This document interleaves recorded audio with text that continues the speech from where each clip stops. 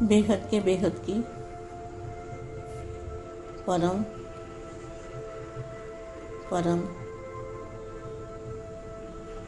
परम महाशांति है, महाशांति है, महाशांति है।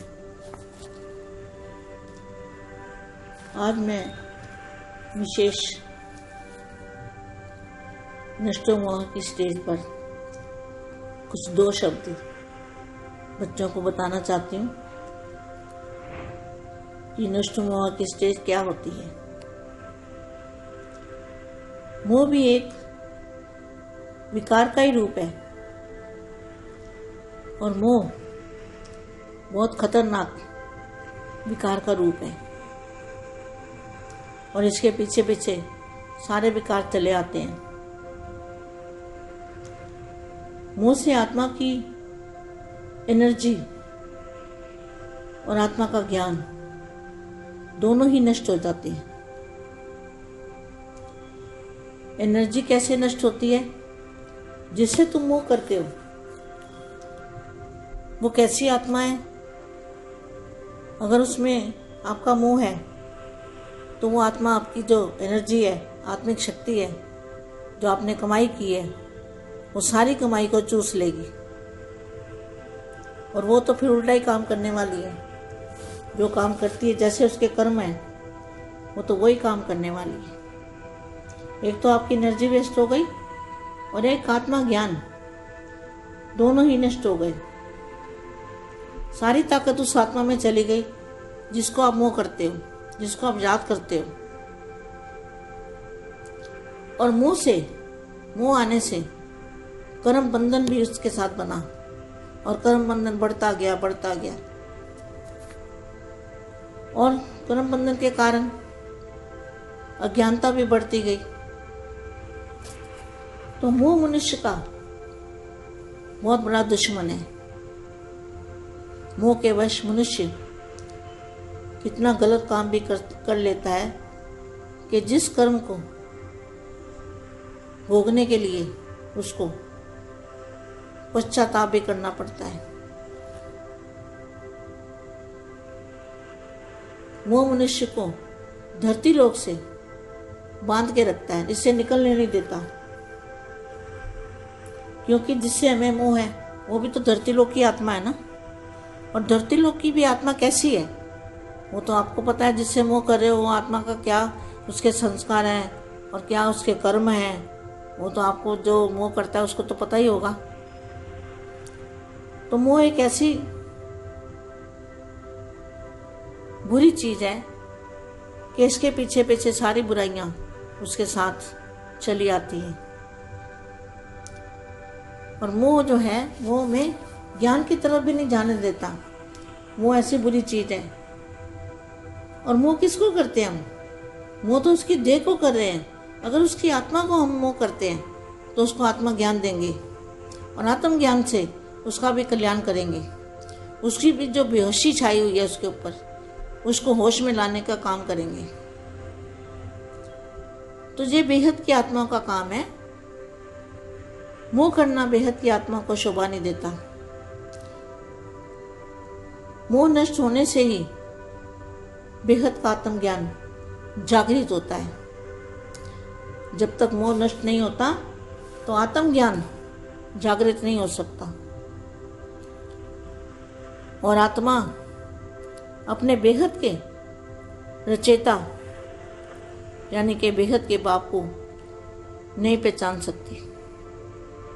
जब तक आत्मा का मोह किसी दूसरी आत्मा में है और वो आत्मा ज्ञान में नहीं चलती, ना भगवान को मानती है, ना भक्ति में चलती है, ना ज्ञान में चलती है, और उसके संस्कार भी ऐसे वैसे हैं। अगर संस्कार बेहद के भी हैं तो भी मोह करना हमें शोभा नहीं देता। क्योंकि हर आत्मा के कर्म अपने अपने हैं, हर आत्मा का पुरुषार्थ भी अपना अपना है। एक दूसरे से किसी का भी पुरुषार्थ नहीं मिलता। इवन माँ का बच्चे से नहीं मिलता, बच्चे का माँ से नहीं मिलता। तो संस्कार और स्वभाव संस्कार सबके अलग अलग हैं, पुरुषार्थ भी सबका अलग अलग है। पर जो करेगा सो पाएगा। और कोई कितना अपने आप को परिवर्तन करता है, ये भी अपने ऊपर है। इसलिए बोला हुआ है ना गीता में भी कि आत्मा अपना दुश्मन भी खुद है और अपना मित्र भी खुद है। अगर हम किसी देहधारी से मोह रखते हैं, ज्यादा मोह रखते हैं, उसको याद करते रहते हैं, तो वो भी हमें आगे बढ़ने नहीं देता। तो मोह नष्ट होने से ही बेहद का आत्मज्ञान जागृत होता है और आत्मा अपने बेहद के रचेता यानी कि बेहद के बाप को पहचान सकती है। सिर्फ भगवान में मोह होगा। अगर आत्मा में मोह है, आत्माओं के अंदर मोह है, तो भगवान को प्राप्ति नहीं हो सकती। एक चीज मिलती है, जहाँ तो देव और देह के संबंधी और जहाँ तो परमात्मा। एक चीज मिल सकती है। कहते हैं ना, एक म्यान में वो क्या बोलते हैं, दो तलवारें नहीं रह सकती। एक म्यान में एक ही तलवार होती है। मोह भी एक माया का ही रूप है। जब मनुष्य का मोह नष्ट होता है, तभी वो भगवान की खोज में निकलता है। जिनसे वह मोह करता है, उन्हीं से जब दुख मिलता है, जिनको मोह करता है उन्हीं वही आत्मा उनको दुख देती है। ऐसा नहीं है आज आपके साथ वो आत्मा अच्छी है और आप उनसे मोह कर रहे हो, तो कल वो आत्मा आपको लात भी लगा सकती है, तब आपको होश आता है। तो मनुष्य का मोह नष्ट होता है, तभी वो भगवान को याद करता है, भगवान की खोज करता है। जिनसे वह मोह करता है, उनसे जब उनको दुख मिलता है, तब वह देह और देह के देहधारी से मोह भंग हो जाता है। आत्मा का मोह भंग कैसे होता है? जब देहधारियों से दुख मिलता है, जब तक वो उनकी बातें मानते रहते हैं, तब तक मोह करते हैं और एक मिनट में लात मार देंगे, तो क्या हो गया? फिर मोह भंग हो जाता है कि भाई जिसको मैं इतना चाहता था, मोह करता था, एक मिनट में वो मेरे को लात मार के चला गया, तो क्या होगा? मोह भंग हो जाएगा। तो जैसे बड़े बड़े महात्मा लोग गृहस्थ छोड़ करके, बाल बच्चे छोड़ करके जंगलों में चले जाते थे मोह त्यागने के लिए, मोह त्याग के चले जाते थे सच्चाई को ढूंढने के लिए, मगर सच्चाई को पा नहीं सकते थे, फिर भी घर बार छोड़ के चले जाते थे, तपस्या करने जंगलों में चले जाते थे। जब कोई माया का धक्का लगता है, जब माया का धक्का लगता है ना, तभी मोह नष्ट हो जाता है और आत्मा होश में आ जाती है। वो जो माया की बेहोशी थी ना, माया विनाशी माया विनाश होने वाली, देहधारी और देह के संबंध सब विनाशकारी है। चाहे देह हो, चाहे देह के संबंधी हो, सब विनाश होने वाली आत्माएं। अब बेहद की आत्माएं तो परिवर्तन होगी, मुक्ति में जाएंगी, जीवन मुक्ति में जाएंगी। और जो हद वाली आत्माएं हैं, वो हद में मुक्ति को प्राप्त होगी। अब ऐसा समय आ गया है। तो मैं जिनको मोह कर रहा था, वो तो मेरे नहीं थे और कोई भी भगवान के सिवाय मेरा है ही नहीं। जब इंसान मनुष्य के दिमाग में ये बात आ जाती है कि भगवान के सिवा मेरा कोई नहीं है, जिनसे मैं मोह करता था वो भी मेरे नहीं है और भगवान के सिवा मेरा कोई नहीं है और मेरे लिए कोई मरने को तैयार ही नहीं है, तो तभी विरागी बन जाता है, विराग आ जाता है, इस दुनिया से विराग आ जाता है। झूठी माया, झूठी काया, झूठा सब संसार, तो वो प्रभु की खोज में निकल पड़ता है। तो करेगा सो पाएगा। और कोई कितना अपने आप को परिवर्तन करता है, ये भी अपने ऊपर है। इसलिए बोला हुआ है ना गीता में भी कि आत्मा अपना दुश्मन भी खुद है और अपना मित्र भी खुद है। अगर हम किसी देहधारी से मोह रखते हैं, ज्यादा मोह रखते हैं, उसको याद करते रहते हैं, तो वो भी हमें आगे बढ़ने नहीं देता। పరం శాంతి బేహద్దు పరివారమునకు ఆత్మిక సోదరి సోదరులకు బేహద్ మా చెప్తున్నటువంటి స్పెషల్ సందేశము. మాతాజీ తన యొక్క అనుభవంగా చెప్తూ ఉన్నారు. మోహం కూడా ఒక రకమైనటువంటి వికారమే, వికారీ రూపము అని దాని గురించి చెప్తున్నటువంటి హిందీ వీడియో మీరు ఇప్పటి వరకు విన్నారు. దానికి తెలుగు అనువాదం. బేహద్ కే బేహద్ పరం పరం పరం మహాశాంతి హే మహాశాంతి హే మహాశాంతి హే మా అంటూ ఉన్నారు. ఈరోజు నేను విశేషించి నష్టోమోహ స్టేజి గురించి 2 మాటలు పిల్లలకి చెప్పటానికి వచ్చాను అంటున్నారు. నష్టోమోహ స్టేజ్ అంటే ఏంటి? అసలు మోహం కూడా ఒక వికారీ రూపమే. ఈ మోహము చాలా ప్రమాదకరమైనదే. వికారము రూపంలో ఇది ఉన్న కారణం వల్ల దీని వెనకాలే అన్ని వికారాలు కూడా వచ్చేస్తూ ఉంటాయి.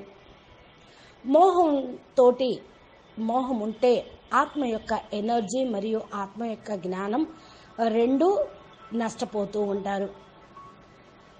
ఈ ఎనర్జీ ఎలా నష్టపోతున్నారు అంటే, మీరు మోహంలో ఉన్నారనుకోండి, ఏ ఆత్మ పైన మోహములో ఆధీనమై ఉన్నారనుకోండి, వారి ఎడల ప్రేమను ఎక్కువగా చూపిస్తారు, వెనకేసుకొని వస్తూ ఉంటారు, వాళ్ళ గురించే ఎక్కువ ఆలోచిస్తూ ఉంటారు. అప్పుడు మరి మీ యొక్క ఆత్మిక ఎనర్జీ, ఆత్మిక శక్తి వేస్ట్ అయిపోతూ ఉంటుంది, అంటే వాళ్ళకి వెళ్ళిపోతూ ఉంటుంది. వారు జ్ఞానినా అజ్ఞానినా అనేది తెలియదు. వాళ్ళు రిసీవ్ చేసుకుంటున్నారా పాజిటివ్గా లేదా అనేది తెలియదు. మీరు సంకల్పం చేయటంతో మీ ఆత్మిక శక్తి అక్కడికి వెళ్ళిపోతూ ఉంటుంది. మీ యొక్క సంపాదన మొత్తం కూడా వాళ్ళు లాగేసుకుంటూ ఉన్నారు. ఇక మీ శక్తి తీసుకొని వాళ్ళు ఉల్టా కర్మలు చేస్తూ ఉన్నారనుకోండి, ఏదైతే తప్పుడు పనులు చేస్తూ ఉన్నారో కార్యక్రమాలు, దానివల్ల ఏమవుతుంది? నెగిటివ్ ఎనర్జీ క్రియేట్ అవుతుంది. మరి మీ యొక్క పవర్ వాళ్ళకి వెళ్ళిపోయింది కదా, ఇక వాళ్ళకి ఇంకా నెగిటివ్ ఎక్కువైపోతూ ఉంటుంది. వాళ్ళు మీరు ఇచ్చినటువంటి పాజిటివ్ పవర్ని మిస్యూజ్ చేసుకుంటూ ఉంటారు. ఇలాగా ఒక ఆత్మ జ్ఞాని 2 వైపులా నష్టం కూడా కలుగుతూ ఉంటుంది.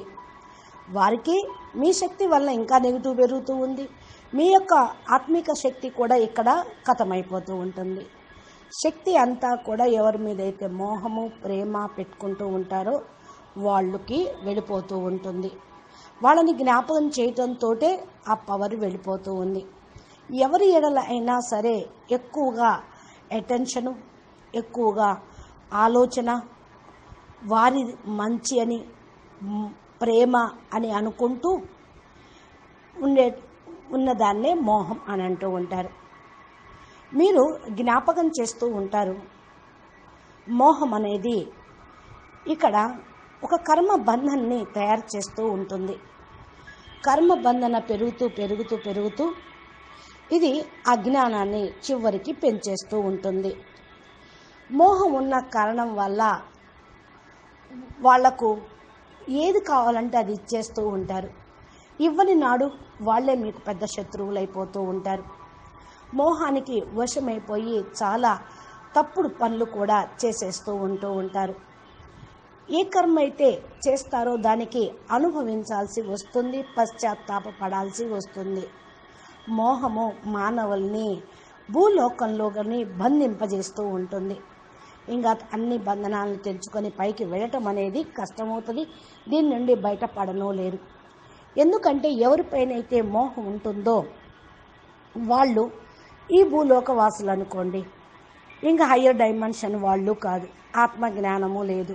ఈ శక్తి ఆత్మశక్తి లేని కారణం వల్ల వాళ్ళు భూమి మీదే మన సంకల్పాలు, కర్మలు, ఆశలు, విషయ వాసనలు ఉంటూ ఉంటాయి. అలాంటి సాధారణమైనటువంటి ఆత్మలను మీరు ప్రేమిస్తూ వారిపైన మోహం పెట్టుకుంటే వారి సంస్కారం మీ సంస్కారం కలవదు.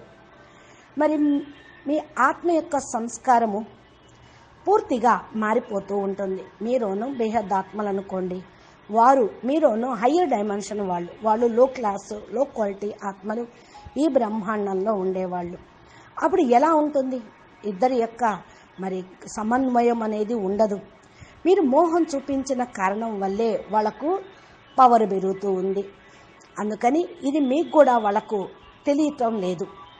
మోహము అనేది చాలా పెద్ద చెడ్డ వస్తువే అని చెప్పాలి ఒక రకంగా. దీని వెనకాలే ప్రపంచం మొత్తం కూడా పరుగులు తీస్తూ ఉంది. ఒకదాని తర్వాత ఒకటి చెడు అవగుణాలు కూడా వచ్చేస్తూ ఉంటాయి ఈ మోహం వెనకాల. మోహము వాళ్ళని జ్ఞానం వైపుకు తీసుకొని వెళ్ళనివ్వదు. అంటే ఏంటి? ఈ మోహము ఎవరి పేరైతే మీరు పెట్టుకుంటారో, దేని మీద అయితే మోహం ఉంటుందో దానివల్ల పతన కళ అని ఇక్కడ అర్థమవుతుంది. వారి యొక్క దేహం పైన మోహం ఉందనుకోండి, అప్పుడు దేహ ఆకర్షణ, దేహ బంధన, దైహిక సంబంధాలపైన, దైహిక పదార్థాలపైన ఎక్కువగా ఆలోచనలు నడుస్తూ ఉంటాయి. ఆత్మజ్ఞానం వారికి ఇచ్చినట్లయితే వాళ్ళు జ్ఞానం తీసుకోగలుగుతారా? ఆత్మజ్ఞానంతో వాళ్ళ యొక్క కళ్యాణం చెయ్యాలి అనుకుంటారు. కానీ వాళ్ళు పూర్తిగా అజ్ఞానంతో, అసంతృప్తితోటి మరి సోయి లేకుండా ఉంటారు. మరి వాళ్ళకి జ్ఞానం చెప్పినా హోష్లోకి వస్తారా? రారు. హోష్లోకి వచ్చేటువంటి పని మీదే, తీసుకొచ్చే పని మీదే. కానీ బేహద్దాత్మల యొక్క పని ఇది అయినప్పటికీ మోహంలో ఉన్నారనుకోండి, బేహద్దు ఆత్మలకు ఇది శోభనీయంగా ఉండదు. మోహం నష్టం చేసుకోవటానికే కదా బేహద్దు ఆత్మ జ్ఞానాన్ని జాగృతం చేసుకోండి అని చెప్పేది. ఎంతవరకైతే మోహం సమాప్తం కాదో అంతవరకు ఆత్మ జ్ఞానం అనేది జాగృతి కాదు. ఆత్మ తన యొక్క బేహద్దు రచయితను, బేహద్దు బాపుని గుర్తించలేగలదు అనే అర్థమవుతూ ఉంటుంది. ఎంతవరకైతే ఆత్మకు మోహం ఏ ఇతర ఆత్మలపైన ఉంటుందో వారు ఆత్మ జ్ఞానంలో నడవలేరు, ఆత్మస్వరూపాన్ని ధారణ చేయలేరు, ఆత్మిక స్థితిలోనూ ఉండలేరు. భగవంతుణ్ణి ఒప్పుకుంటారు, మళ్ళా కూడా భక్తి చేస్తూ ఉంటారు. అంటే భక్తిలో కొంతమంది భగవంతుని ఒప్పుకున్న భక్తి చేయరు, జ్ఞానంలోనూ నడవరు. వారి సంస్కారం ఎలా పడితే అలా ఉంటుంది. ఒకవేళ మీది బేహద్దు సంస్కారము బేహద్దుగా ఉంటే అప్పుడు మోహం అనేది ఉండదు. మోహం ఉండడానికి ఎందుకంటే ప్రతి ఒక్క ఆత్మ వారి వారి కర్మల్ని తీసుకొని వచ్చారు. వారి కర్మల్ని బాగు చేసుకోవడానికి వాళ్ళు పురుషార్థం చేయాల్సిందే. వారి యొక్క స్వభావ సంస్కారాలు వేరువేరుగా ఉంటూ ఉంటాయి. ఎందుకని? ఇక్కడ చూడండి, మా పిల్లలతోటి కలవలేరు, పిల్లలు మా తల్లితోటి కూడా కలిసి ఉండలేరు. స్వభావ సంస్కారాలు వేరువేరు ఉంటాయి. మళ్ళా పురుషార్థం కూడా ఎవరిది వాళ్ళదే ఉంటూ ఉంటుంది. ఎవరైతే ఏదైతే చేస్తూ ఉంటారో అదే పొందుతూ ఉంటారు. ఎవరంతా పరివర్తన కావాలి అనుకుంటే వాళ్ళే స్వయం పురుషార్థం చేయాలి. ఇది కూడా ఎవరిపైన వారికే ఆధారపడి ఉంటూ ఉంటుంది. అందుకనే నేను చెప్తూ ఉన్నాను, గీతలో కూడా ఆత్మ తనకు తానే శత్రువు, తనకు తానే మిత్రుడు అని కూడా అన్నారు. దేహాభిమానంలో ఉంటే, మోహం ఉంటే మరి శత్రువైనట్టే కదా. అదే గనక ఆ మోహం లేకుండా ఉంటే పరమాత్మని స్మృతిలో ఉంటూ, ఆత్మస్మృతిలో ఉంటూ బేహద్దు ప్రపంచానికి వెళ్ళాలి. ఇవన్నీ కూడా హద్దులోవే, ఇవన్నీ వదిలేసి వెళ్ళాలి. వీటి మీద ఆసక్తి, ప్రేమ, మోహం అనేది లేకుండా ఎప్పుడైతే మిమ్మల్ని మీరు తయారు చేసుకుంటూ ఉంటారో అప్పుడు ఆత్మ మీకు మిత్రుడవుతుంది. మోహము మన్ని ముందుకు వెళ్ళనివ్వదు. అందుకనే నష్టో మోహులుగా కావాలి అని అన్నారు. నష్టో మోహ స్మృతి లబ్ధ. మోహము నష్టమైనప్పుడే స్మృతి స్వరూపం అనేది వస్తుంది. మీరెవరు, ఎక్కడి నుంచి వచ్చారు, ఎక్కడికి వెళ్ళాలి అని. బేహద్దు ఆత్మ జ్ఞానం జాగృతం అవుతూ ఉంటుంది. ఆత్మ తన యొక్క బేహద్దు రచయిత, బేహద్దు బాపుని గుర్తిస్తూ ఉంటుంది. కేవలం భగవంతుని మీద మోహము, ఇష్టము, ప్రేమ ఉంటే అది కరెక్ట్. ఆత్మలో మోహం ఉండొచ్చు, ఆత్మ పైన మోహం ఉండొచ్చు, పరమాత్మ పైన ఉండొచ్చు. కానీ దేహదారుల పైన, దేహం పైన, దైహిక ప్రపంచం మీద, దేహ పదార్థాల మీద ఉంటే అది పతనం వైపుకు తీసుకొని వెళ్తూ ఉంటుంది. ఇది లభించాలి, అది కావాలి అనుకుంటూ ఉంటే ఇక్కడే ఉండిపోతారు. దేహము, దేహ సంబంధాలు మరియు పరమాత్మ కావాలా ఏదో నిర్ణయించుకోండి. ఎందుకంటే ఒక వరలో ఒకే కత్తి దూరుతుంది కానీ రెండు కత్తులు దూరవు కదా. మీకు ఏది కావాలో నిర్ణయించుకోండి. అంటే మీరు మోహంలో ఉంటూ మాయ కావాలి, బాపు కావాలి అంటే మోహం కూడా మాయ యొక్క రూపమే. ఎంతవరకైతే మానవులు నష్టో మోహులుగా కారు అంతవరకు పరమాత్మ కూడా వాళ్ళ వైపుకు లాగలేరు. ఎవరికైతే ఆ మోహం ఉంటుందో దాంతో దుఃఖం అనేది లభిస్తూ ఉంటుంది. మోహము అనేది కూడా మరి ఆత్మకు దుఃఖాన్ని కలిగిస్తూ ఉంటుంది. ఇప్పుడు మీరు మీతో పాటు ఉన్నటువంటి వాళ్ళు చాలా మంచిగా అనిపిస్తూ ఉంటారు. ఇష్టం వేరు, మంచిగా ఉండటం వేరు, వాళ్ళ ఆత్మ కళ్యాణం కోసం వాళ్ళని ముందు పెట్టడం వేరు. ఈ విధంగా మరి ఉన్నవాళ్లే రేపు ఆ ఆత్మ మిమ్మల్ని దూరం చేయొచ్చు, మీరు నెట్టేయచ్చు. అప్పుడు ఏమవుతుంది? అప్పుడు మీరు హోష్లోకి వస్తారు, తెలివిలోకి వస్తూ ఉంటారు. మానవులు ఇట్లా వ్యవహరిస్తారా అని అప్పుడు కానీ మీకు మోహం అనేది తొలగిపోతుంది. అప్పుడు పరమాత్మ యొక్క స్మృతి ఉంటుంది. పరమాత్మ గురించి వెతుకుతూ ఉండగలుగుతూ ఉంటారు. దీంతో ఆ మోహం అనేది మీకు దుఃఖం కలిగించేంత వరకు మీ దగ్గర నుండి పోవటం లేదు. మరి అప్పుడు దేహము, దేహ సంబంధీకులు, దేహదారుల నుండి మోహం అనేది తుడిచిపెట్టబడుతూ ఉంటుంది. ఆత్మ జ్ఞానం అనేది తెలుసుకుంటూ ఉంటారు. ఆత్మ పైన మరి మోహము ఉన్నా పర్వాలేదు. అయితే ఇక్కడ అన్నీ కూడా సుఖము, ఇవన్నీ కూడా క్షణభంగురమైనది. దేహదారులతో దుఃఖమే లభిస్తూ ఉంటుంది. వీళ్ళందరూ మీకు శత్రువులే, శాశ్వతమైన వాళ్ళు కాదని గీతలో ఎప్పుడో చెప్పారు. మరి వాళ్ళ మాటలు వింటూ నమ్ముతూ వస్తూ ఒప్పుకుంటే వాళ్ళు ఏమిస్తారు? మీకు దుఃఖాన్నే ఇస్తూ ఉంటారు.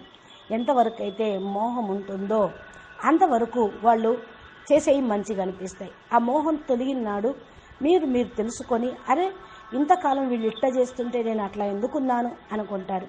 ఒక సెకండ్లో మిమ్మల్ని నెట్టేస్తే వాళ్ళ పైన మీరు పెట్టుకున్న మోహం, ప్రేమ కూడా తొలగిపోతూ ఉంటుంది. కాబట్టి ఇక్కడ మేము కోరుకునేది ఏంటి అంటే, మోహము అనేది ఒక వికారం.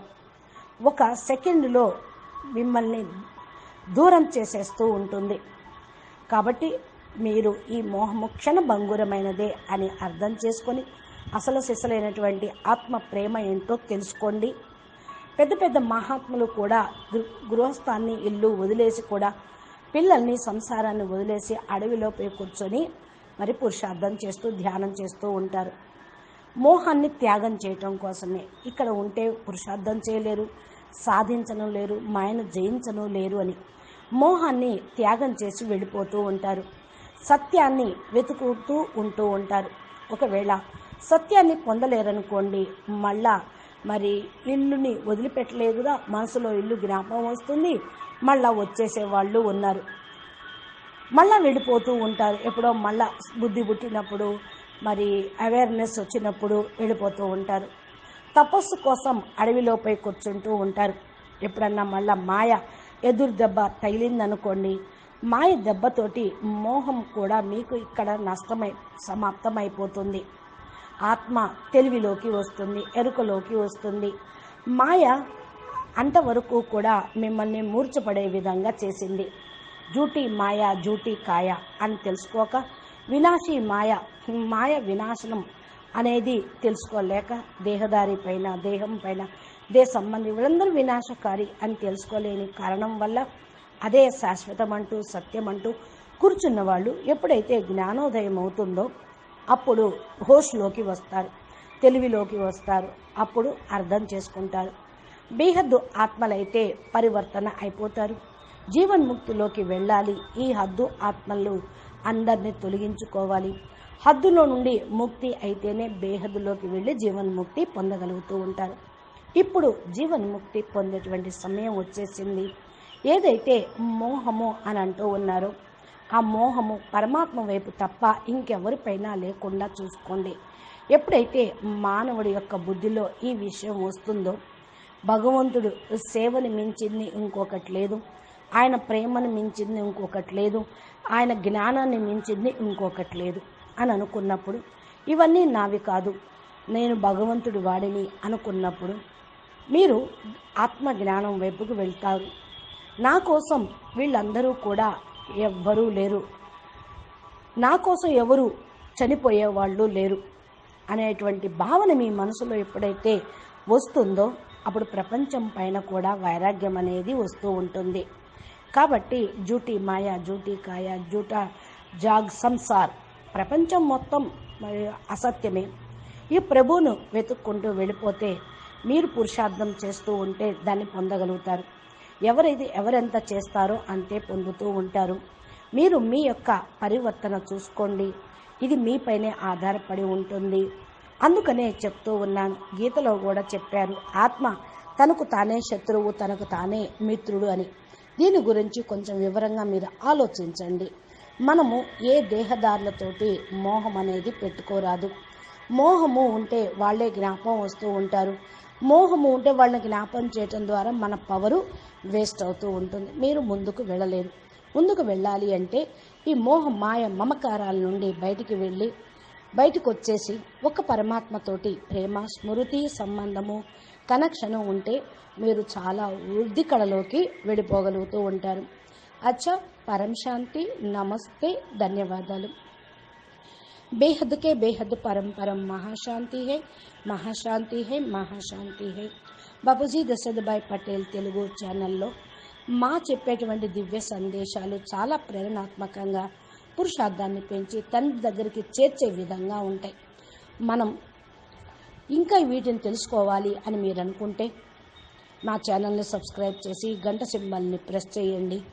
నోటిఫికేషన్ రూపంలో మీ మొబైల్కి వస్తాయి బాపూజీ రోజు పెట్టేటువంటి తెలుగు వీడియోలు. అనంతభాయ్ ఇన్స్పిరేషన్ లైవ్ స్పీచెస్ ఉన్నాయి. బాపూజీ చెప్పే అద్భుత జ్ఞానము ప్లేలిస్ట్లో ఉంది. కాబట్టి మీరు మా ఛానల్ని చూడటం మాత్రం మర్చిపోవద్దు. అచ్చా, నమస్తే, ధన్యవాదాలు. పరం శాంతి.